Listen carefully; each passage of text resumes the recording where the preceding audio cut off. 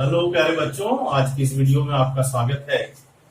आज देखेंगे निर्देशांक ज्यामिति अर्थात अध्याय 7 क्लास 10 का 14वें का लास्ट क्वेश्चन, पांचवा है, फिफ्थ क्वेश्चन है 14वें का।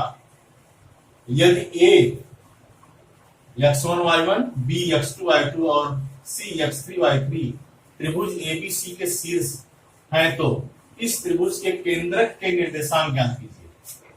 त्रिभुज के तीनों बिंदुओं के निर्देशांक दिए गए हैं, कहता है उनके केंद्रक का निर्देशांक ज्ञात करिए। इसको फिगर से अच्छे समझेंगे। पहले मान लीजिए एबीसी कोई एक त्रिभुज है,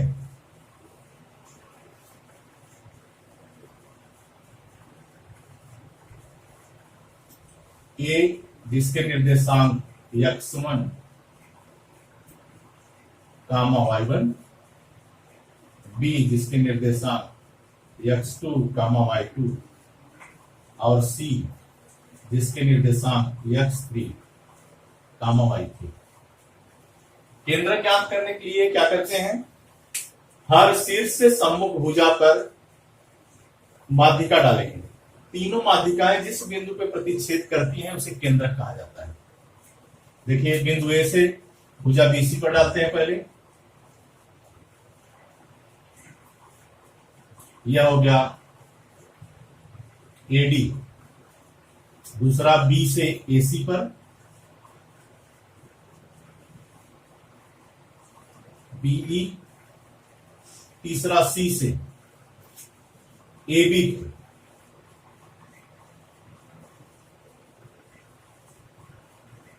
सी से एबी पर हो गया है। सी एफ, यह जिस बिंदु पे प्रतिच्छेद किए वही बिंदु क्या है? त्रिभुज का केंद्रक। अब क्या करेंगे? पहले डी बिंदु के निर्देशांक, ई बिंदु के निर्देशांक और एफ बिंदु के निर्देशांक निकालेंगे। कैसे? क्योंकि यह ए बिंदु से सम्मुख भुजा पे माध्यिका डाली गई है, अर्थात इस भुजा बीसी को दो बराबर भागों में विभाजित करती है, तो डी इसका मध्य बिंदु हुआ। इसी प्रकार बी से एसी पर डाला गया, ए बराबर सी, और सी से एबी पर डाला गया तो एफ बराबर बी एफ। तीनों बिंदुओं के निर्देशांक मध्य बिंदु के निर्देशांक के फार्मूले से, अर्थात x1 प्लस x2 अपॉन 2 और y1 प्लस y2 अपॉन 2 से ज्ञात करेंगे। फिर ज्ञात करने के बाद हम पढ़ चुके हैं, पिछले क्वेश्चन में इसी में था कि माध्यिका क्या करती है? 2:1 के अनुपात में विभाजित करती है केंद्रक। जिस बिंदु पे तीनों प्रतिच्छेद करेंगे वहां से उनका विभाजन का अनुपात 2:1 रहेगा, अर्थात यह 2 है और यह 1 है। यहाँ यह 2 है, यह 1 है, यह 2 है, यह 1 है, अर्थात m1 m2 की वैल्यू पता चल जाएगी। तो उसके अनुसार हम इस बिंदु का निर्देशांक ज्ञात करेंगे। तीनों में देखेंगे कि वही एक ही निर्देशांक आएगा, क्योंकि एक ही बिंदु पर प्रतिच्छेद कर रहे हैं। पहले लेते हैं डी बिंदु के निर्देशांक।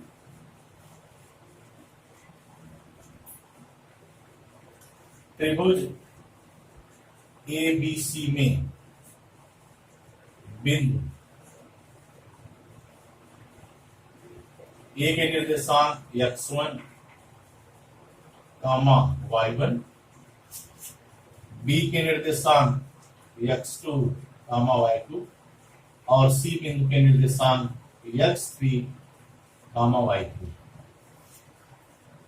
अब डी बिंदु के निर्देशांक क्या होंगे?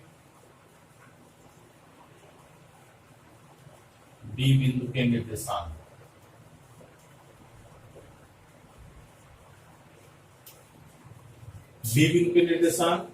x2 प्लस x3 अपॉन 2 और y2 प्लस y3 अपॉन 2 लिख देंगे direct.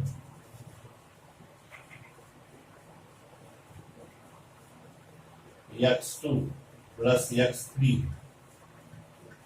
Upon 2 y2 plus y3 upon 2।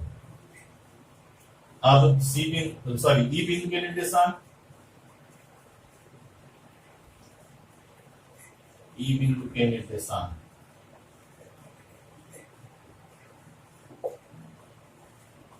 ई बिंदु ए और सी का मध्य बिंदु है, यह हो जाएगा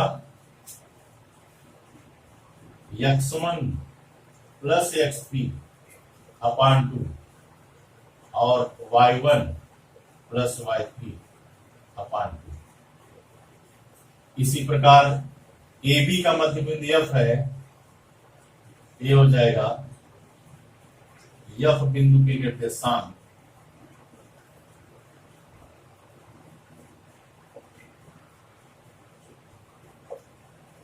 अर्थात x1 प्लस x2 अपान 2 कामा y1 प्लस y2 अपान 2। यह तीनों बिंदुओं के निर्देशांक आ गए। अब हम इस बिंदु का भी नाम कुछ दे दीजिए। मान लीजिए यह बिंदु है O। O बिंदु के निर्देशांक ज्ञात करेंगे, तीनों माध्यिकाओं से देख लेंगे, वही समान आएगा। पहले ले लेते हैं AD को, हम यहां लिखेंगे O बिंदु के निर्देशांक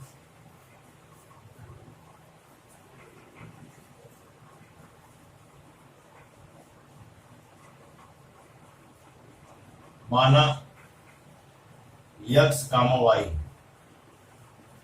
यहां भी लिख दें x, y।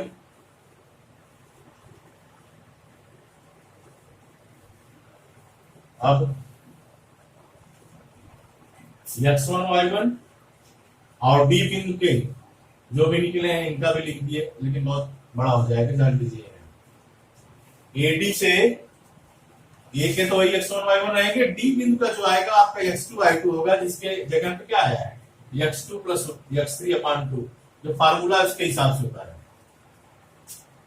तो ये हो जाएगा x1 की जगह x है, x1 ही है, और y1 की जगह y1 है, और x2 y2 की जगह D बिंदु के निर्देशांक अर्थात x2 प्लस x3 और कामा y2 प्लस y3 अपान 2। अंतर विभाजन है, यह भी जानते रहिए। यह m1 हो गया 2 और m2 हो गया 1।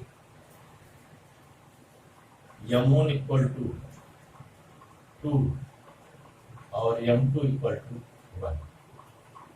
क्या है फार्मूला? x इक्वल टू हो जाएगा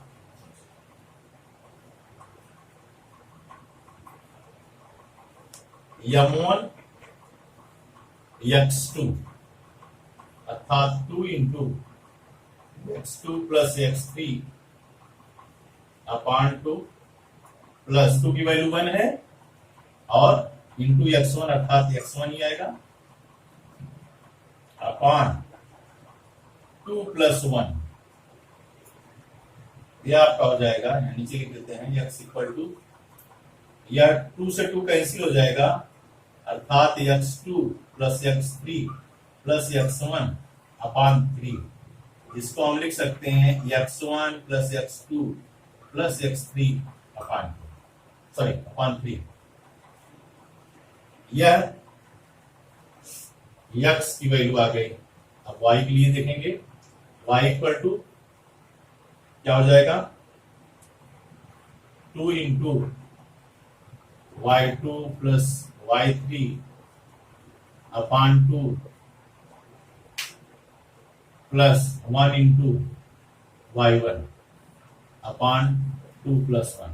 यहां भी 2 से 2 कैंसिल अर्थात y2 plus y3 plus y1 अपान 3, इसे हम लिख सकते हैं y1 plus y2 plus y3 अपान 2। अब देखेंगे बी माध्यिका से ओ बिंदु के निर्देशांक। यहां भी आप जानते रहिए कि यह एडी माध्यिका से पहले निकाला गया है, चाहेंगे तो वहां लिख भी सकते हैं एडी के माध्यिका से ओ बिंदु के निर्देशांक। यहां बी माध्यिका से बिंदु ओ के निर्देशांक अर्थात वही फार्मूला लगाएंगे, x इक्वल टू m2 की वैल्यू 2 है और यहां ई के निर्देशांक x1 प्लस x3 अपान 2 प्लस 1 इंटू x2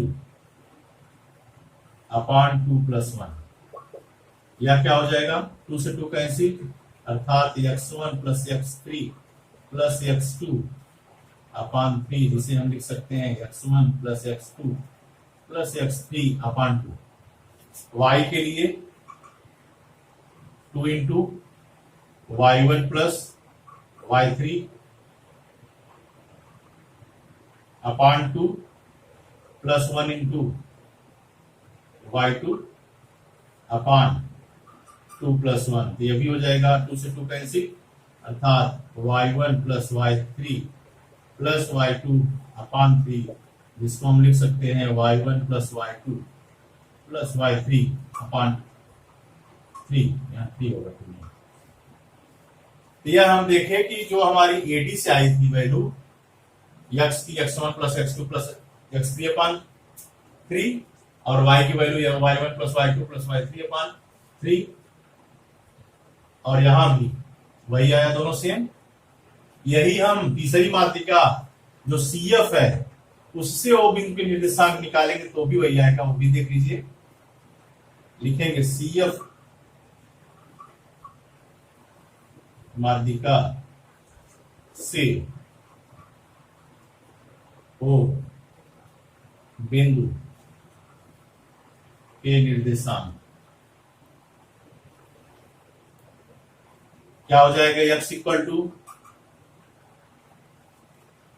CF, अर्थात यह बिंदु के निर्देशांक है x1 प्लस x2, अर्थात 2 into x1 plus x2/2 plus 1 into x3/2 plus 1। यह हो जाएगा 2 से 2 cancel, x1 plus x2 plus x3/3। इसी प्रकार y की value 2 into y1 plus y2/2 plus y3/2 plus 1। 2 से 2 कैंसिल, यह भी आपका हो जाएगा y1 plus y2 plus y3/3। तो तीनों माध्यिकाएं एक बिंदु पर प्रतिच्छेद करती हैं जिसे O बिंदु कहा जाता है, और जो 2 और 1 के अनुपात में प्रतिच्छेद कर रही है, अर्थात यहां से BO की वैल्यू क्या है 2 और OE की वैल्यू 1, AD में AO की वैल्यू 2 और यह OD 1, 2:1 के अनुपात में विभाजित करेंगी, और तीनों माध्यिकाएं जिस बिंदु पर प्रतिच्छेद करेंगी वह O बिंदु होगा, वह संपाती होगा, वहीं से होकर तीनों माध्यिकाएं जाएंगी, और तीनों से वही कहेंगे क्योंकि एक ही बिंदु पे होकर जा रही है, तीनों से निर्देशांक समान आएंगे, अर्थात x1 plus x2 plus x3/3 और y1 plus y2 plus y3/3। यही आपका आंसर है।